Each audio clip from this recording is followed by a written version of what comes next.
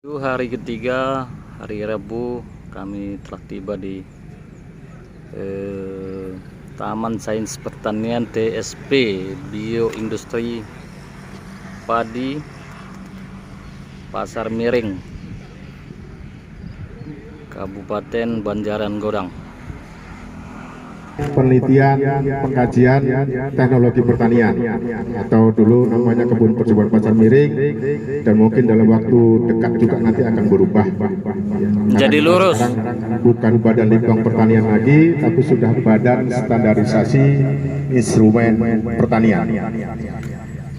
Yang kami hormati Bapak dari panitia, dari lembaga diklat, ya, kemudian Pak Muril, yang saya hormati Pak Azwar Hamid, mantan pegawai BPTB Sumatera Utara juga, betul beliau jadi pelatih rupanya di sini. Kemudian ada Pak Kusnadi, beliau sebagai manajer produksi di sini, dan ada peneliti kita, ada Pak Helmi, ada Pak John, peneliti dari Badan Riset Inovasi Nasional. Bapak dan Ibu yang saya hormati, ini banyak pejabat-pejabat, ada Pak Kepala Desa, ada Bapak Perangkat Desa, dan ada Badan Desa. Jadi kemarin sudah berlatih tentunya. Jadi apa yang kita cari Pak, kalau udah tua-tua ini sebetulnya yang dicari adalah inspirasi sebetulnya. Karena dari temanya itu saya lihat luar biasa, bagaimana untuk membangun perekonomian pedesaan. Kebun Percobaan Pasar Miring ini adalah salah satu instalasi Pak, perbenihan padi untuk mendiseminasikan benih-benih varietas unggul baru benih padi. Jadi apa yang bisa kami berikan di sini, nanti setelah ini nanti kita keliling sekejap beberapa saat. Saya yakin Bapak dan Ibu dari 170 orang ini ada yang fisiknya tahan, ada yang begadang tadi malam, ada yang mengobrol. Nanti kita lihat apa yang di sini yang bisa menginspirasi bagi Bapak dan Ibu semuanya. Setuju? Kan udah berapa hari doa kena AC terus Pak ya, Bu ya. Jadi agak berkeringat sedikit. Jadi varietas apa yang kita kembangkan di sini?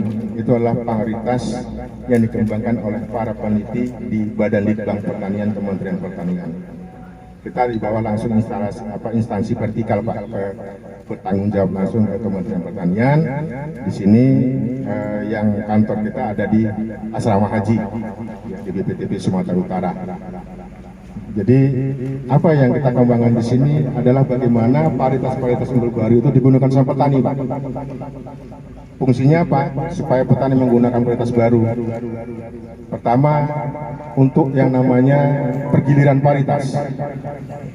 Jadi varietas petani itu tidak menggunakan varietas itu terus. Jadi bisa juga untuk mengendalikan hama. Kadang petani mungkin saya nggak tahu apakah di tempat Bapak, Pak Kepala Desa ada menguasai nggak lahan pertanian Pak di sawah berapa hektar? Pak dari mana Pak? Nah, Bapak dari mana? Sukamakmur. Berapa hektar Pak pertanaman padi sana? Atau sawit semua? 30 hektar. Irigasi teknis atau tanda hujan? Tanda hujan. Petaninya kalau beli padi, ya Pak? Kami dari kelompok tani Maju Jaya Sigara, Pak. Oh, ada kelompok tani juga rupanya Pak Muril ya? Kelompok tani Maju Jaya? Gabuk tani Pak? Atau kelompok tani? Nah. Dari desa Sikoran, Pak, Kecamatan Danau Paris. Berapa hektar Pak? Masalah? Kalau luas wilayah saya, seluruh anggota saya sekitar 12 orang. 12 orang? 15 hektar Pak. 15 hektar. Sawah tak ada hujan? Sawah sama ya ada irigasinya juga. Ada irigasi. Bendungan. Nah, jadi saya kira Bapak dan Ibu semuanya, terutama Bapak-Bapak pejabat kepala desa, sudah menguasai bagaimana potensi area, potensi lahan masyarakatnya. Ya. Jadi kunci ketahanan pangan itu adalah sebetulnya kunci ketahanan bangsa itu adanya di mana Pak? Ketahanan pangan ya Pak ya, ketahanan pangan. Kalau kita sudah lemah di titik ketahanan pangan Pak, Indonesia akan lemah.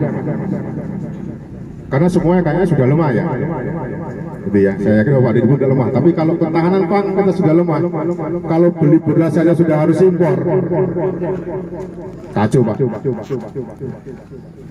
Saya, Sekarang Sambo Pak. Sambo, oh iya. Sini kita ada varietas kelasnya FS Pak, tapi bukan Ferdi Sambo.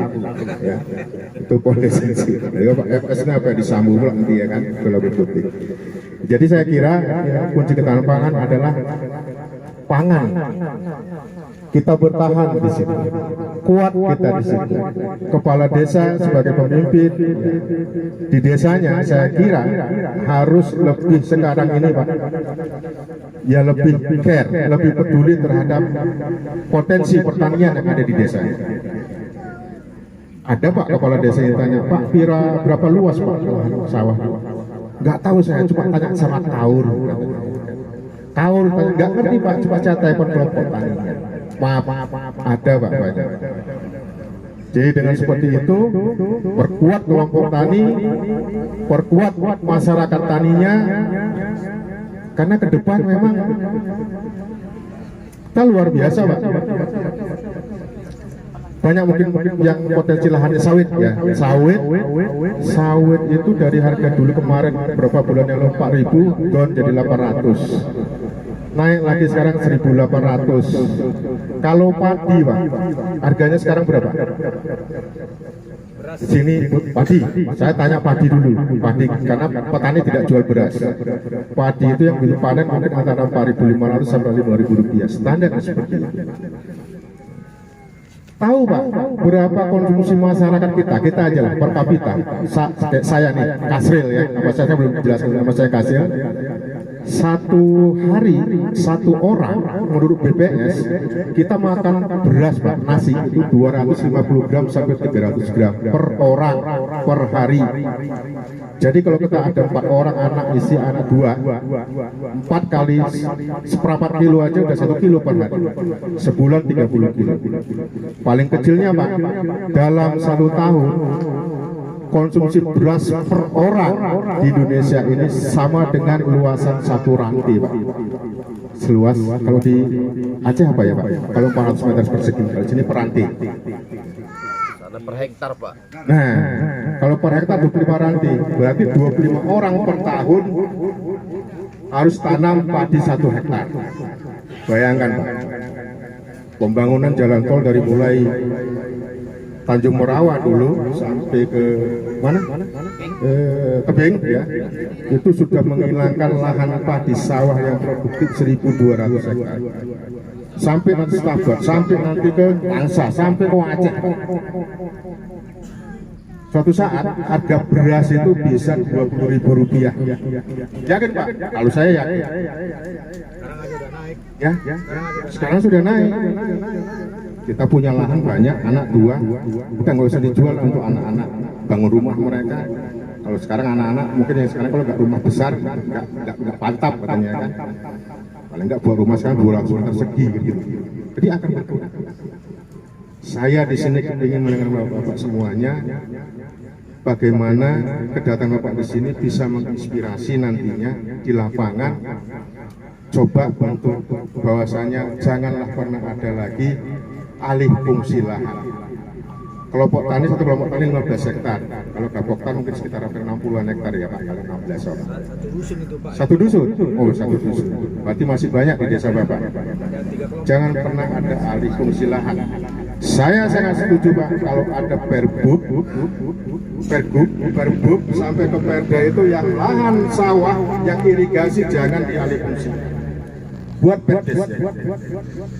Tapi kalau dibilang masyarakatnya cemana Pak? Kepingin nanam yang lain, sawit kan enak Pak. Tinggal tanam, duduk goyang-goyang pestol.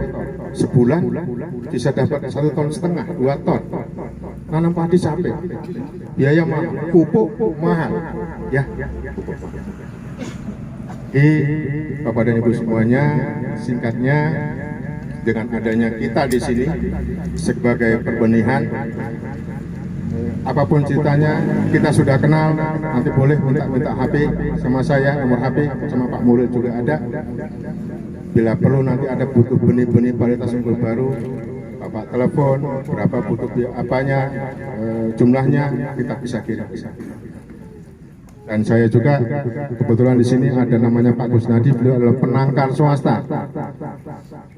Fadinya juga bibitnya bisa sampai ke Aceh. Oke Pak, ada pertanyaan sampai di sini? Ya, silakan. Bismillahirrahmanirrahim. Terima kasih. Assalamualaikum warahmatullahi wabarakatuh.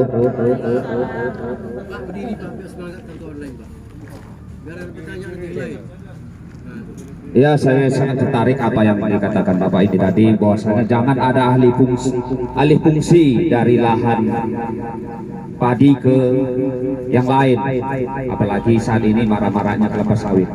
Memang betul daerah kami adalah komoditas kelapa sawit. Banyak perusahaan di sana yang mendirikan pabrik dan memiliki kebun yang cukup luas. Berbanding terbalik dengan yang dahulu, potensi padi daerah kami itu sangat besar, Pak. Jadi dengan maraknya datangnya perkebunan kelapa sawit, masyarakat juga ikut. Masyarakat semua juga sekarang menanam kelapa sawit, sehingga sawah-sawah yang ada di sana itu menjadi kering, Pak, karena sawit membutuhkan air yang sangat banyak.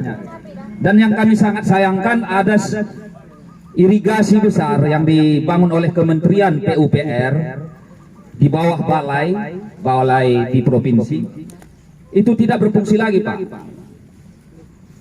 dengan cukup besar biaya puluhan miliar, namun di bawahnya itu tidak menanam padi, tetapi menanam kelapa sawit. Ini yang cukup prihatin tentunya, karena kelapa sawit ini tidak seimbang dengan keadaan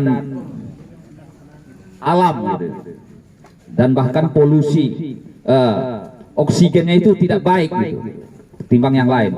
Jadi untuk itu kami ini tidak bertanya, tapi hanya sekedar curhat atau bertukar pikiran gitu, bahwasanya potensi padi di Kabupaten Aceh Singkil itu sangat besar, Pak.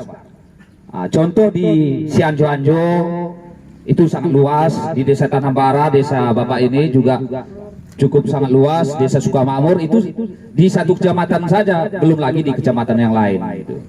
Jadi saya sangat tertarik apa yang Bapak bilang tadi, jangan alih fungsi dari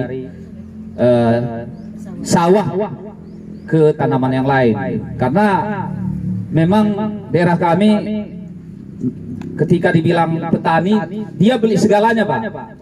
Petani sawah tapi dia beli beras, petani pisang tapi beli pisang gitu. Kalau petani sawit pasti beli minyak goreng kan? Iya benar, Pak. Makanya. Tapi tidak belum bisa memproduksi, Pak, keluar. Jadi untuk itu dengan adanya studi tiru yang kami lakukan ini, paling tidak akan menambah ilmu pengetahuan bagi kami, dan insya Allah ya bisa berkembang apa yang kita harapkan bisa berkembang di sana nantinya, Pak. Demikian, mohon maaf. Saya akhiri dengan wassalamualaikum warahmatullahi wabarakatuh. Waalaikumsalam. Terima kasih Pak.